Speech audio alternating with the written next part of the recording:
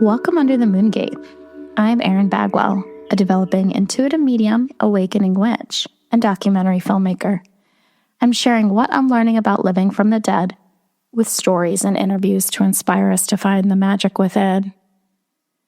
And I have a very special episode for us today. I realize it's the day after Christmas and the holidays are here and we're all in a hustle and bustle. And I thought, let me gather some of my favorite witches together and let's share some magical holiday stories. So I have a really light, fun, magical episode for you to dive into while you're, cleaning up after all of your holiday parties and, reflecting on the steps that are coming to get us to the new year. I have a couple of quick announcements for us, and then I have a special story. So the first thing is I'm going to take 2 weeks off in the beginning of January and kind of reset some intentions for the podcast. I actually have a really, really incredible guest for the new year, which I'm not ready to announce yet, but I have a really great guest to start us off in the new year. But I'm needing some time to kind of regroup and edit some episodes and get us in order here. So I'm going to take the first 2 weeks off. Will there be a mini moon here or there to, subside and keep you over some bonus episodes if you're a Substack subscriber? Perhaps. So follow on Substack as a paid subscriber if you want to listen to those. But I'll be back. The second, third week of January. And this is also a little alarm that this is the last week to get your intention setting workshop ticket. I added a couple of extra tickets. They're $10. You can join us Sunday, December 29th at 4:30 p.m. Eastern Standard Time if you want to join me and a bunch of other spiritual folks to set some intentions for this new year and think about how you want to feel, lay the groundwork. And I always say, when you're doing spell work or setting an intention, it's amplified tenfold if you do it with 3 people. So we've got a big group coming. And so what better way to set your intention, have it get amplified into the new year than doing it with this workshop group? I'm very excited. I'll let you know how it goes. Also, rate, review, subscribe, leave me some comments either on the Substack or on Apple Podcasts. I'd love to read some of your notes in the new year, get some fresh comments and things going. So please do that. Now, before we get into our witch holiday party, I want to share the legend of La Befana, the Italian Christmas witch who comes to children every year on January 5th, the day of Epiphany. So legend goes that Befana was approached by the wise men on their way to visit baby Jesus, and that she provided them shelter, although she couldn't offer them directions on how to get there. Now, when the wise men left, Befana couldn't join them as she had to finish her housework. She was the best housekeeper, and so she wasn't able to go and follow them as they went to visit baby Jesus. However, once her sweeping was done, she grabbed a sack of offerings for the baby, got on her broom, and tried to find the star so that she could find baby Jesus. And it is said that every year she flies around on Epiphany looking for the baby, bringing gifts to every child. And she also, if the child was bad, brings you a lump of coal. Now, I'm not saying that Santa Claus appropriated La Befana and the history and the tradition of the great people of Italy.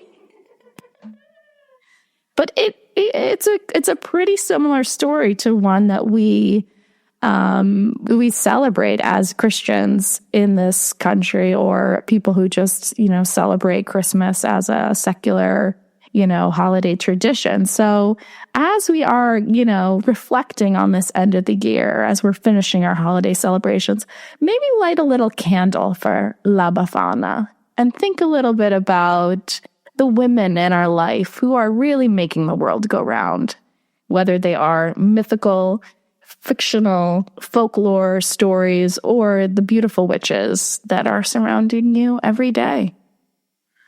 All right, sending you guys so much love from Buffalo. And without further ado, please welcome my special guests, Natalie Katona, Atima Lui, and Eleanor Turner under the Moon Gate.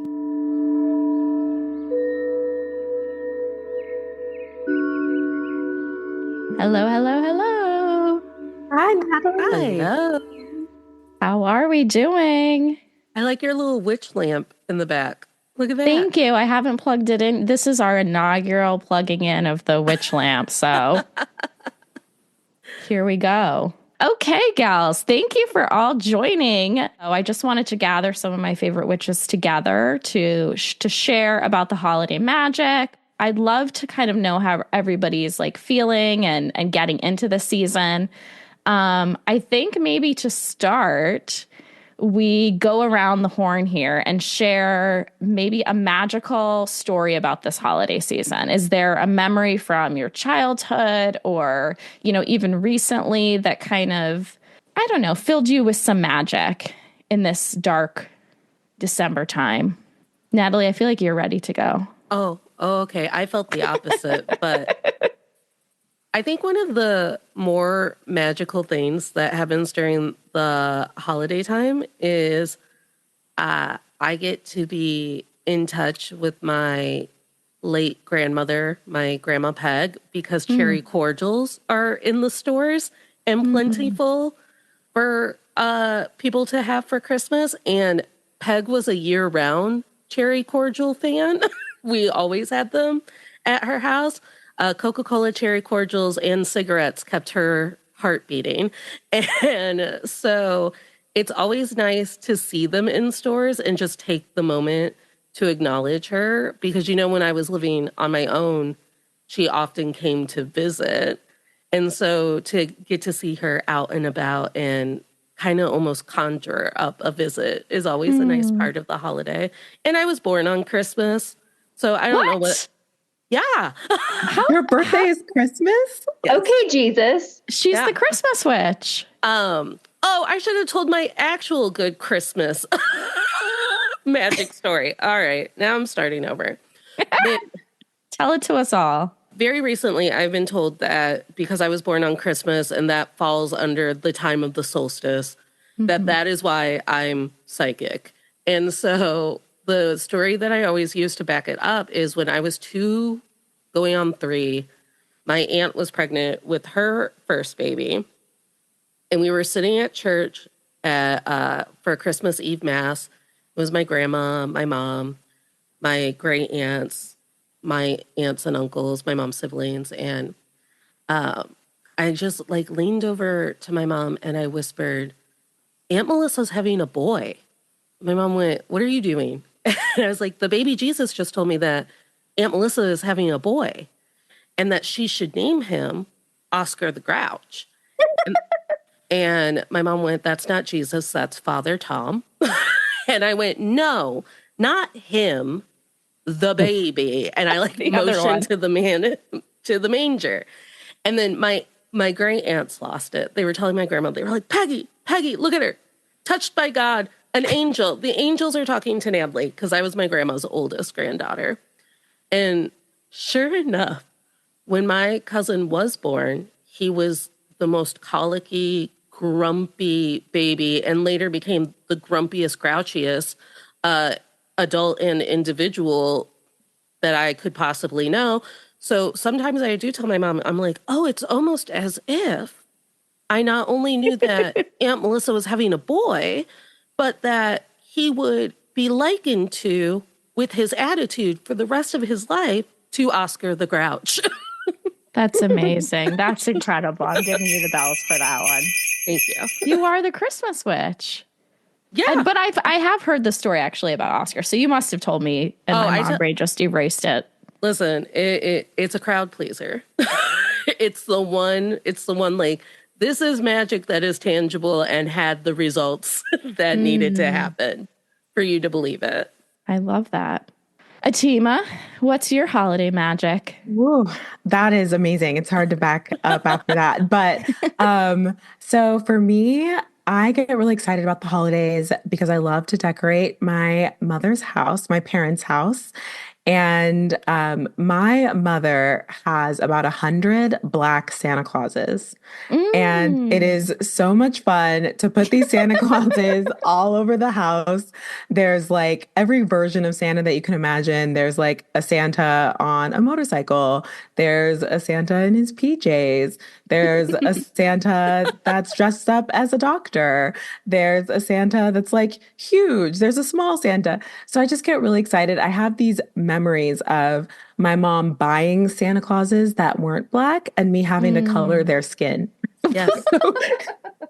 So she'd be like, here's a brown colored pencil. Why don't you color in the Santa? So when I think of Christmas, I think of the magic of black Santas everywhere. Makes me really happy. That's amazing. I love that she wouldn't just buy black Santas. You had to color them. Color them. Why did you let capitalism get you down? Like, oh, they didn't provide this for me. I can take care of it. I need the one on the motorcycle. Exactly. It's always exciting when there's one that was manufactured black because then we don't have to color it in, you know? But if there's one that she just really loves, then she's going to go for it. So, wow. Respect. Incredible. I love that. Yeah. Al, you want to go? You know, I'm going to say I used to really love Christmas, but then my parents got divorced, and now Christmas is pretty stressful. And I think for me, I just want to give a shout out to anybody listening who may feel stressed about the holidays, and may not feel awesome about them. I have a lot of empathy for that, a lot of compassion, because this can be a difficult time of year for some people, and especially, sorry if you hear my dog whining, especially when you have to think about which of the four, now that I'm married, which of the three families you're going to spend any holiday with. So I love the holidays. It's wonderful to spend time with family, but it can be a little stressful. So I just want to shout out to those who, maybe giving you bells for the compassion, Al. What do you do, or how have you in the past, like if somebody's in a situation where they're kind of feeling bummed about the holidays or not really looking forward to something that's up and coming, how do you, or anyone can answer this question, how do we ground down?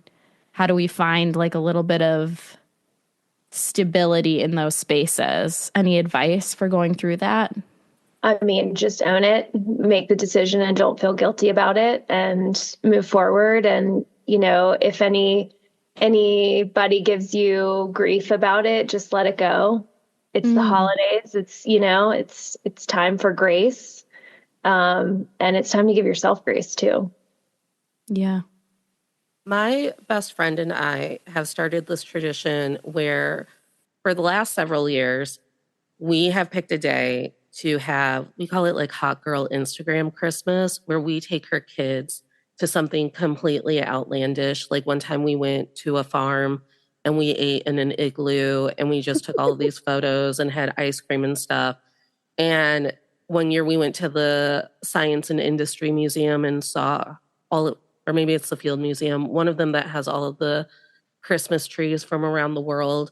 And we just spend the day as two best friends who very, very rarely get time to just be good best friends together. And we've been best friends since the 6th grade. And I always tell people, I never realized how important it was for me to actually assert to my family and to her family that this is technically our holiday too. This should be a day that matters to us too. This is a season that should also bring us joy. And so much of the holidays are full of obligations that you may or may not be excited about, and the emotional, mental, and physical invisible labor of women that you get so tied up in that. So I really hold that day very precious. And the day that they did try to turn my Christmas Eve with my best friend into their Christmas Eve, I just left. I was like, well, you've got till 11:30. And when she came and picked me up, I left and off to Chicago we went, because I was like, It's my holiday season too. I love that, of making space for the chosen family and honoring it and creating like little celebrations and traditions with your friends.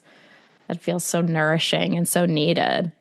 I feel like something that I struggle with during this time of year is I'm a Taurus. You know, my preferred hours of sleeping are like 14 hours a night. Like I'm really, it's funny because I think people think that I'm very productive, but I'm also very bedridden. And all I want to do when this season hits is be a mouse in like a little storybook and I want no one to see me or hear me or even know I exist. But there's so much going on. There's so many plans and there's so much movement and there's so much excitement. And I feel like I really struggle with like looking outside and being like, guys, the trees are dead. Like, what are we doing? Anybody else? No, we should be in the bed. As soon as it started to get really cold and dark early, I sighed and went, yes, the time for the bed has arrived. Yeah, I think this goes back to like living your life in accordance with nature and the seasons instead of the 24-hour cycle, but the like annual cycle. And I completely agree. Like, not everybody wants to hibernate in the winter. Some people have winters like in the summer, but like whatever your winter is, like letting yourself just go with that type of flow is important. Yeah. It's tricky to do though. There's a lot of happenings, you know. There's a lot of Christmas parties and pajama days and gingerbread making and all this weird, you know, stuff that kind of gets, especially for me as a mom, you know, thrust upon my schedule at a moment's notice. I was just gonna say, like, you have two little ones who are probably like extra like jazzed during this time. So you're just like clawing in to keep up. Yeah, I will say, you know, their birthdays are both December 31st, and it's kind of a blessing and a curse because I usually do all of the holiday and birthday shopping in like one fell swoop in the beginning of December because I have to figure out what's going to go for birthday and what's going to go for Christmas. And so I kind of, at least emotionally, feel like a little bit stable like when that's taken care of because that's my big emotional haul. But yeah, I mean, we just got an email from the school, like, I think like 4 days ago that's like, we're going to do Secret Santa and you have to get a treat for this specific person. And their parents going to email you with like the things they like. And it's like, really? That's They're egregious. all 3. Can't I just get like, they should have been like, here, just get a book or what, whatever. But yeah. 4 days ago? Yeah. Oh, Atima. The emails I get, I mean, crazy. Wild. I remember you telling me about this. I was like, hold on, what? It was like a whole week. Remember when it was like a whole week of days where they had to like wear certain things and you're like. Yeah. And they go to 2 different schools. So we might have 2 different schedules happening simultaneously. God bless the parents out there. Mad respect for you as a mom. Thank you. Appreciate it. We'll take it. We'll receive it at this time of year. Do you partake in my personal nemesis, the elf on the shelf? You know, my mother has tried to peer pressure me into this. It's usually like a grandma who has nothing to do with the elf on the shelf. That's like, and I said, it would be fun. I said, Mom, it's all you, baby. Take the lead, take the ball, do it at your house. But I would rather be bedridden than be. I just know that I'm going to forget about it one day and then it's going to be a real big disaster. No, I just know that a misogynist came up with the elf on the shelf because moms didn't have, it's the same misogynist who decided that Halloween costumes should come out in July because it's like moms don't have enough to think about that now that there's like a little super secret agent man in your house named Sprinkles and he's tattling to you on Santa, but you have to cover him with M&Ms and powdered sugar every night. Like, yeah. My nemesis. I do have I have kind of, it's funny, the gal that lives across the street from me, Rachel, shout out to Rachel.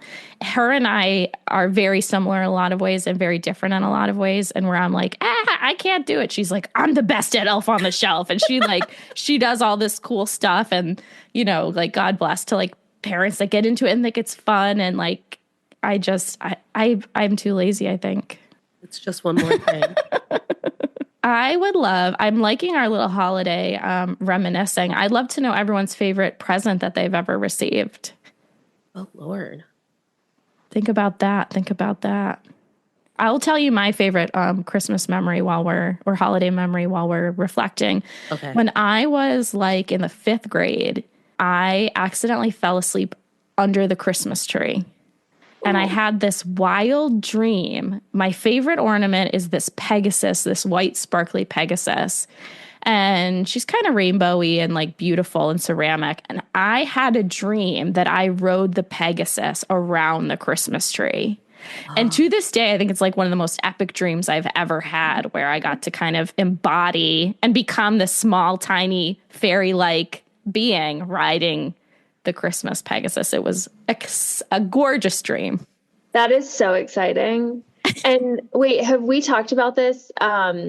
Pegasus is what do you call like the transition? Yeah, he takes souls from this side to the next. Yeah. Well, I saw the Pegasus when I did your father-in-law's reading. Yes. Yeah. I remember that. Yeah. So incredible. And it's funny. I actually saw Pegasus when I talked to my friend's cat.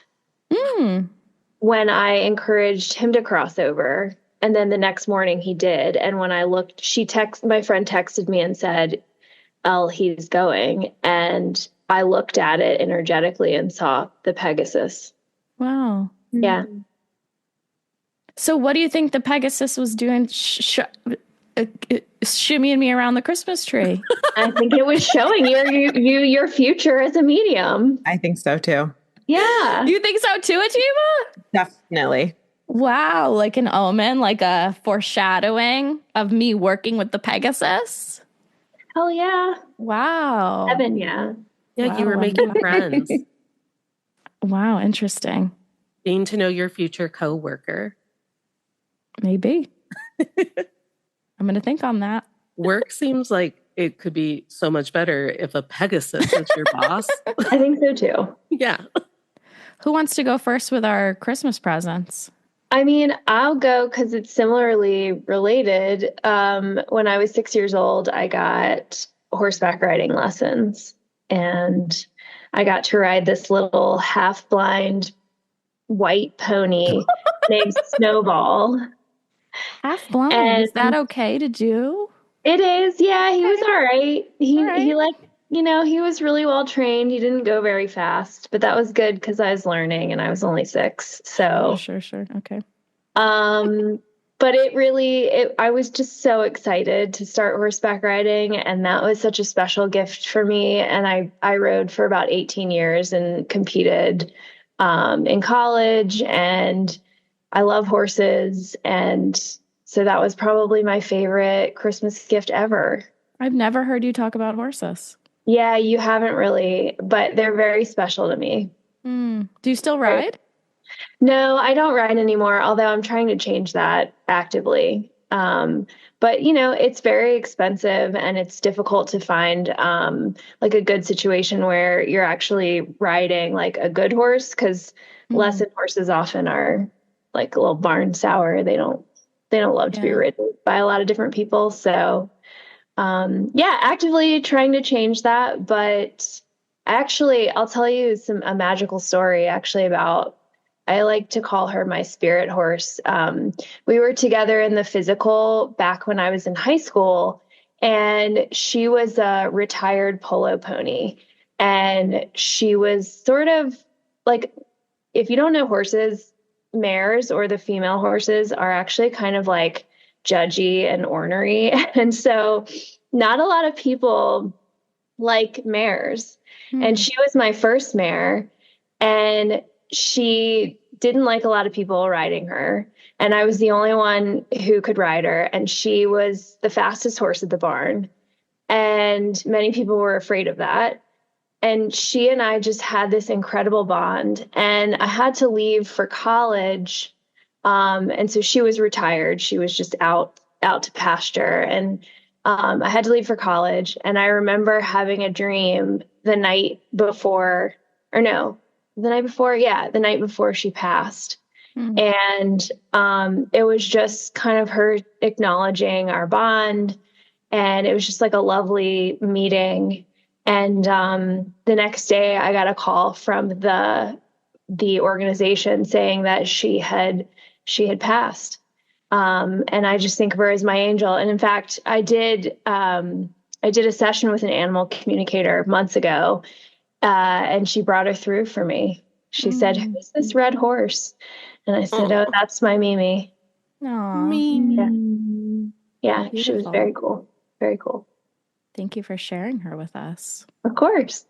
This was for my birthday and not for Christmas because my aunt always made a big deal of differentiating. And when I was small, we would celebrate whatever Saturday was the Saturday before Christmas. But I got my first black cat during the winter solstice for my birthday, which is technically Christmas. His name was Rex. He was the last little mean spit left at the pet store. And he hated everyone but me. And we didn't have him for very long. And then I didn't have another cat until Penelope found me in the lightning storm and chose me. I don't think Rex ever chose me. I think Rex was like, oh, I guess I'm the only one here. And you've been promised a cat for your birthday. So I hope he went and found whoever he was supposed to choose. But yeah, and then for Christmas, when I was a little kid, my dad, I had been pestering him to let me play D&D with him, Dungeons and Dragons with him and his friends from high school and college, because I had been watching them play the story out for years. And I would like roll my dad's dice for him and keep track of the story for everybody. And one of my friend's dad's sons, who was just a little bit a year older than me, all of a sudden got to play at the table. And I couldn't stomach it because I was like, but I've been sitting there and I've been keeping track of the story and I rolled the dice and all of it. And my dad was like, well, that's just how it is. But I think to try and combat that, one year for Christmas, he made us character sheets and hid them in our stockings with a set of dice and DM'd a campaign for us. And I still have Crystal, my little figure, because she was in my stocking too, right here. Aww. On my little manifestation altar. So one day I do get that job with Critical Role or Dimension 20. That's amazing. How sweet. Yeah. My favorite Christmas gift was receiving the Addie doll from American Girl. I almost went with my American Girl doll. We're getting the bells out for Addie. I'm glad to hear that we have fellow American girls here. It's the gift that just keeps on giving because once you invest, your parents can keep giving you gifts all around American Girl. Sure, I was a huge American Girl fan. I traveled to Chicago with my mother to the American Girl store and got to eat at the American Girl Cafe and fell in love with it. It was black and white stripes and black and white polka dots everywhere with like hot pink. And my mom was like, what do you think if we decorate your room like this? And I was like, yes. So I have a room in my parents' house. It is still black and white with hot pink and black and white polka dots. I just love American Girl so much. I think growing up, especially like without having social media at first, like having this doll that reflected me was really important. She was like my version of social media, I guess, right? Like being able to open up the catalog and see like that catalog. The catalog's amazing. And you could get things that like match you, right? So like we had matching coats, so I would go out with her outside. It just made me really happy. I love American Girl so much. Yeah. Did you know that the lady that owned American Girl, her name is Pleasant. I can't remember her last name, but that's why it's called the Pleasant Company. Oh. She was an educator. Do you know her story at all? No. So she was a school teacher. She was an educator, and she was really into teaching girls history. And she was like, I wish there was a reflection of, you know, girls' history out in the world. And so she, you know, put everything together and put the books together first-ish, I think, and had the dolls go with the books, you know, because that was such a huge part of them, is their history, the different eras and the stories that they told. And this woman, I believe she never married, is just like a bajillion trillionaire, and sold the company not really so long ago to Mattel for like $1 billion. And she actually, about 2 hours from my house, she runs a town with one of the like most exclusive and high-end spas in New York. Oh my goodness. Good for her. And she like basically this little old college town that was kind of falling apart, where she went to school. She went in, she redid all the old mansions.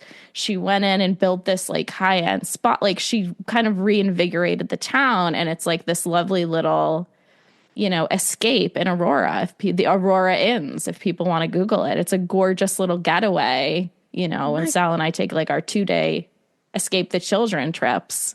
That's on our list, the Inns of Aurora. It's gorgeous.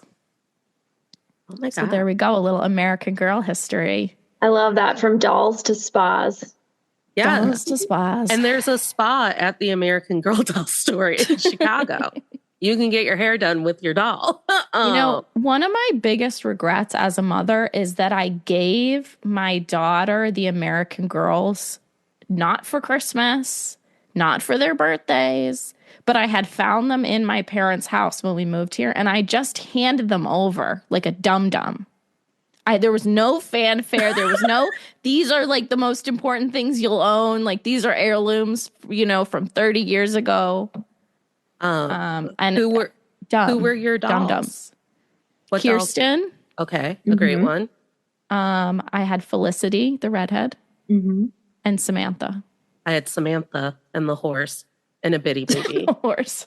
It was a big deal to have Samantha's horse. Of course. It was. When I gave that horse to a friend to get, because she was like, I can't find the horse anywhere. It's all Abby wants for Christmas.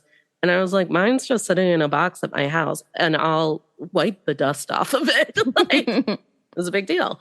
But I also gave my American Girl dolls just away. I thought, and I gave them to my very good friend who was like, she's a historical costumer.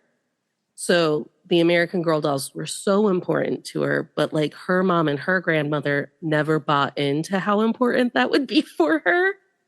So she has 2 little girls, and I go, why don't you take all of my American Girl doll stuff for when the girls are older? And she's like, I'll cherish them forever. And I'm like, yeah, I know. And she was like, you could probably make money off of them. And I'm like, I'd have to learn how to use eBay, and this feels easier. You gotta pass them on. You gotta. I love American Girl. And I had Samantha. My sister had Molly and Kit and a bunch of bitty babies. My sister like went hard on it. And I was fine with just Samantha, my baby, and all of our fancy clothes.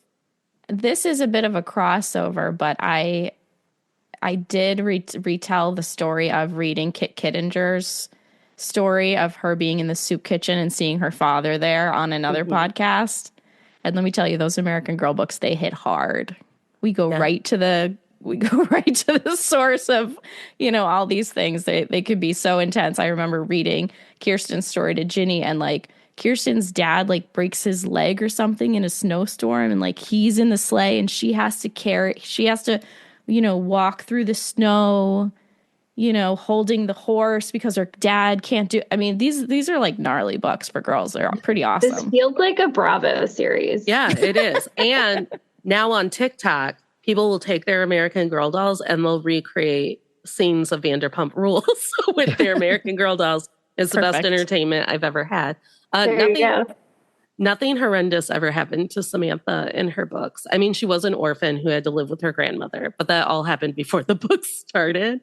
The worst thing that I can ever remember happening to Samantha is a boy from the neighborhood, when she was making ice cream with her ice cream machine, put salt in it when she wasn't looking, so the ice cream tasted bad. And her uncle had bought the machine special for her. Problems. Those were Samantha's problems. Yeah. Well, Eleanor, did you have any dolls? I was a Barbie girl. Okay. I did not do American Girl, though there were a lot of my friends who did it, but like we didn't do it. I don't know if it just maybe didn't really catch on as like a Southern thing, but we were into Barbies and Breyer horses. Breyer horses was like Ooh. all the, and like there was like a doll that rode the Breyer horses. Her name was Brenda. So like I had Brenda and I had Barbie and I had the dream house and all that stuff. Yeah. Fun stuff.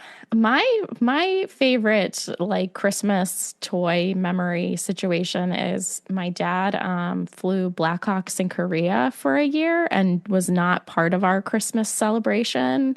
And he had sent my mom these giant stuffed animals. Like I had a big Dalmatian and my brother had this giant gorilla. And I think part of it was like the nostalgia of like the sweet and sadness of like he's not here, but then I get this giant, like amazing stuffed animal, and that felt really exciting. But that just always kind of felt like so memorable, that journey. Yeah. Also, it's really fun to get a really big stuffed animal. Yes, Every time I see one, I'm like, I'm 35 years old, but do I need this giant giraffe? They're comforting. Just want to say how beautiful it is that we were all kids that received Christmas gifts on Christmas. Yes. It's like such an awesome privilege and so magical to have that experience. Yeah. Absolutely. I would love to know any other moments of nostalgia, any favorite ornaments, any favorite, Atima, you told us some about some of your decorations that you loved. Anything else, any food traditions, any other kind of things that are percolating? I used to always help my grandma Peg with the Christmas cookies and then the homemade noodles. She would make like Amish noodles from scratch. Bread noodles, I think we call them yeast noodles. They have a name. She would always make them from scratch, and I'd help her cut them and roll them out and things. And my grandma's last Christmas, we had traveled into town, and we were going to do Christmas Eve at grandma's like we used to do when we were all small. And my mom and dad and my sister and I still lived near our aunts and uncles.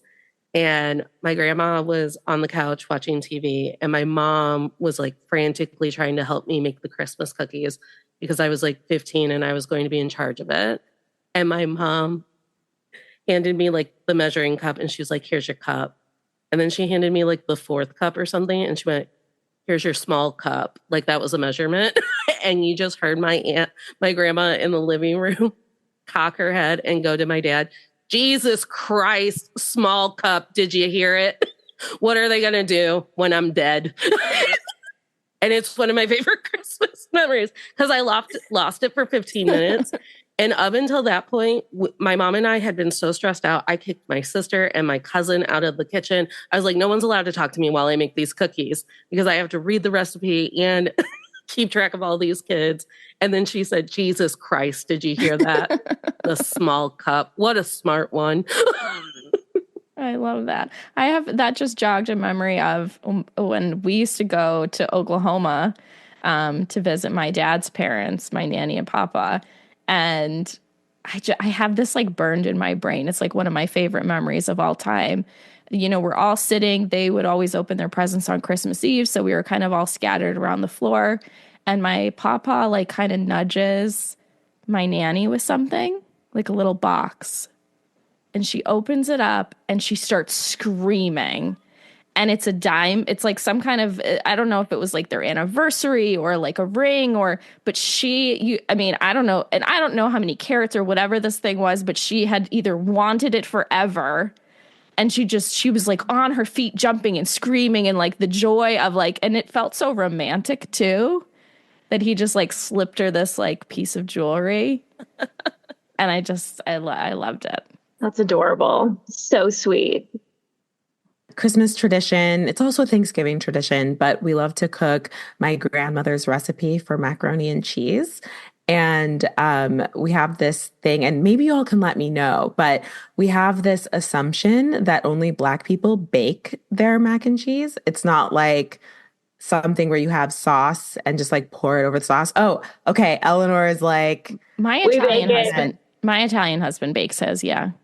okay, so I'm learning that it's not just us, but it's so important to bake it. And that just makes me so happy. I like can't even wait. I'm getting hungry for it right now while we speak. Love me some mac and cheese. Another holiday tradition that we do is we turn on Kirk Franklin's Christmas extremely loud. So I don't know if you know who Kirk Franklin is, but he's like the number one gospel creator of like all time. He was one of the first to like popularize rap music in gospel music. And so we just start like doing all these like Santa Claus raps and stuff and like Jesus raps while we're making our mac and cheese, which really makes me happy. Okay, we're going to definitely need a link to that in the show notes. Yeah. Kirk Franklin Christmas. So fun. Does it count as baking your mac and cheese if you prefer the frozen Stouffer's mac and cheese to the blue box mac and cheese? Because that's what I do. I just pop in to the oven for an hour, the frozen kind. I don't think that counts. It never does. I'll say, like, so growing up as a kid, we used to bake my grandmother's double chocolate cake in a bundt pan for every single neighbor that we knew in the neighborhood. So my mom would have like this assembly line going in the kitchen, and it would just be like, you know, somebody with the hand mixer and another person like folding in the chocolate chips and another person like putting in the bundt pan, and like just bundt pans, like after bundt pan going in the oven. And then we would have to like take them around like on the Saturday before Christmas to all the neighbors. And my brother and sister and I would be like, I don't want to take this one to them. They talk too much. I don't like, you have to take it or whatever. So that was always really fun. And I have, I brought that tradition to my neighborhood too. I always make double chocolate cakes for everybody. So that's been fun. I love that you say it's fun because growing up, my mother had this tradition that she did for maybe like 5 years. It was short-lived, where she made rum cakes for all of my dad's coworkers. And my dad is a physician. He works in a hospital. And so everyone from the cleaning staff to the nurses to the mid-levels all would get these rum cakes. And so similar memory of like the kitchen just being full of baked stuff everywhere. But I specifically remember like being woken up at 6 a.m. to do the basting. And I'm just like, no, this is not what I want to do. This is child labor. So I love that was fun because it was not fun for me. I don't know if it was fun, but it was definitely a core memory. How's that? Yeah. I remember my mother just being in the kitchen like way too late in the night. She used to make, and she still makes for Thanksgiving and for Christmas, these like really delicious cinnamon rolls, but they have to be proofed and they have to be, you know, pampered. And there's like a whole process and they take like 4 hours or something. And I don't know why. And I feel like I never, I need to start paying attention. But I just remember like stumbling in like the night before Christmas or like late in the night, and she's still in the kitchen. She's still proofing these things. She's still like getting them in and out of the oven. And it's like, what's this lady doing? It's so late. But they are so delicious. Well, at least they're good, because it would be really sad. And then we have to choke them down. Oh, Chris, like, okay, wait, y'all, I have to tell you something live on camera. Show me this. So I made a cake yesterday for our holiday party tomorrow. The bundt cake I was telling you about, right?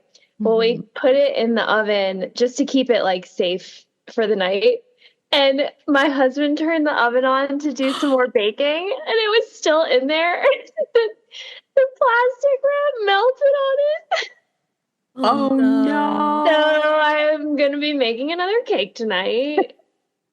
Just like old times. Just like old times. Oh, man. Anyway, sorry. I thought I'd share that because that's real-time update. Oh, no. I love that you're in good spirits about it, because I'd be crying. Like, I just fully. It's whatever. It's fine. We'll figure it out. It's not that hard to make. Gals, I've had such a wonderful chit chat with you. I think we're giving people a lot of love, a lot of laughter, a lot of lightness wherever their holiday season brings them. As we wrap up our conversation and we look towards the new year, which is kind of my favorite part of the year, any last traditions or things you do for the new year, any intention setting, any things that are kind of percolating? I know for me, I'm running an intention setting workshop. I'm going to lead a meditation. I'm going to lead a whole sherbopple of like getting into it and getting comfortable. That's a Simpsons term from the 90s. But yes, I'll be leading a sherbopple, and it'll be like a beautiful space to just figure out how you want to feel for the new year. That's kind of my intention for it, and to gather with some other like-minded spiritual folks. I'm also going to book a year ahead reading with Atima and do that but I've already requested I need it to be in January because my December is too crazy. That's okay. We can do it in January. Okay, perfect. But I love something that I actually have neglected this year that I want to start up is my friend Diana. And this is something that people do and, is not an original thing, but, when something wonderful would happen, she would put it in a jar. Oh. And so for many years in Brooklyn, at the end of the year, we would go through our jars and say, like this happened and this happened. And it's such a beautiful way to remember and to kind of honor and to add a little reverence. Because I think things happen and it goes by so fast. And we don't really always get to sit and honor. And so this year, one of my intentions is I want to bring the jar back. It's in my kitchen. It's been sitting there. I just have forgotten about the jar. So I'm bringing the jar back this year. That's a beautiful tradition. So beautiful. I want to do that too. Yeah, it's so easy. You just have some Post-it notes. You got a mason jar. You throw them in, and it can truly be. It's fun to like celebrate other people's wins. Whatever like lights you up, or had this thing happen. I mean, you can put it as much or as little as you want. So. I love that. At the end, do you like make a scrapbook of all the things you've written down? So my friend like burns them. Oh, wow. That's cool. And just gets rid of them, throws them right out. I used to document them because I was like, I need like a spreadsheet of these joys. But there is something quite liberating about like surrendering them. Yeah. So whatever serves you. Because the end of the year is hard because you feel like you should get like a trophy or something for something that you've accomplished.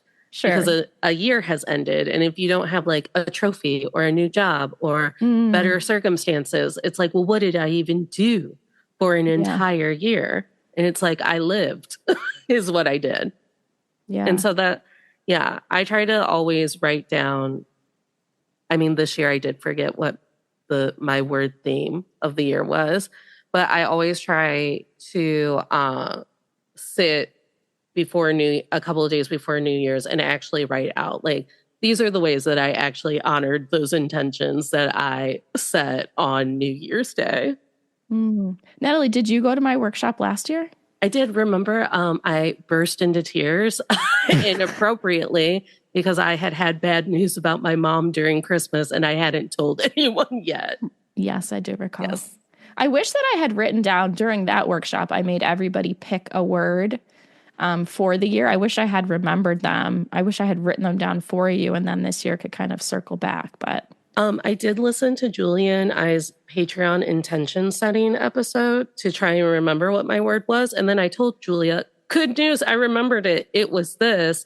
And now it has left my brain again. What a word? What? That I held on to for an entire year. Yeah.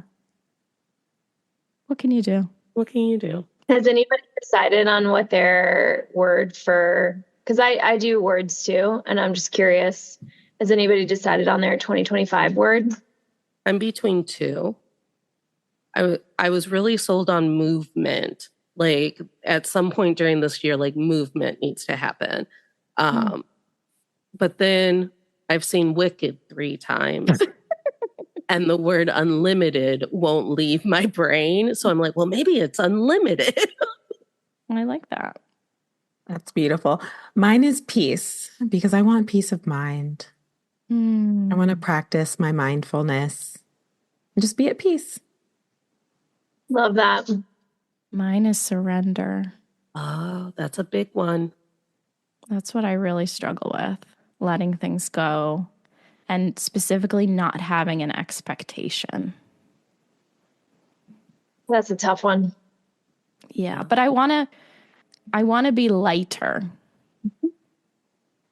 You know, I want to release and be lighter. That's the intention. Love that. I love that. I love all 3 or 4. Natalie has 2. Who knows what happens? I haven't decided on mine yet, but you guys are inspiring me. So thank you. Well, some might say that it's not the new year, that the new year starts with Aries season. No, but for me, honestly, I just look at the new year as an opportunity to reflect on my birthday. My birthday is January 20th. And so it's like I'm starting a new year of birth with the new year of the calendar every year. So just thinking about like, what's my intention for my 35th year? I'll be turning 35 this year.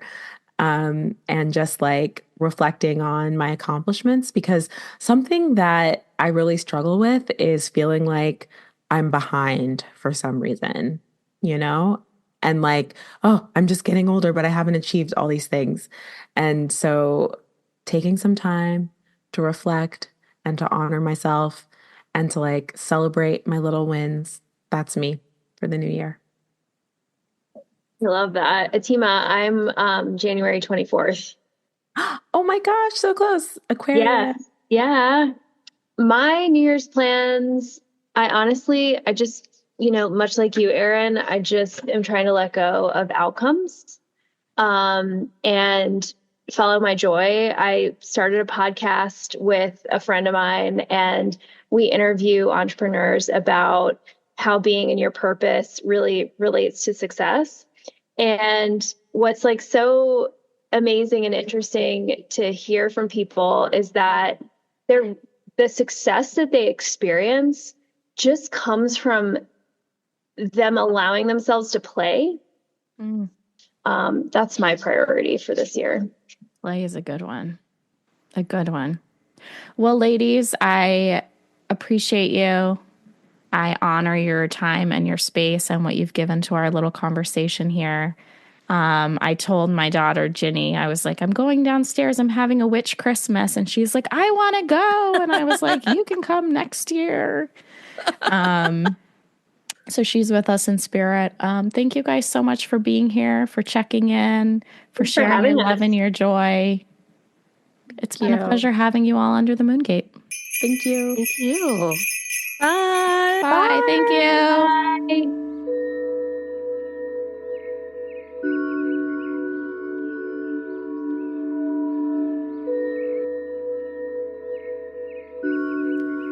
Under the Moongate is produced and hosted by me, Erin Bagwell. And to learn more about my new documentary about the Forgotten Goddess era, the Burning Times, and a modern woman's quest for divinity, visit theresurrectionofthewitch.com.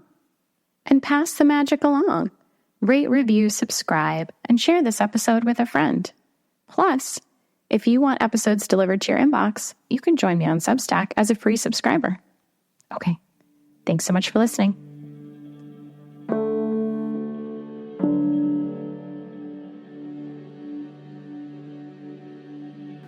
Greetings! I have a special announcement just for you.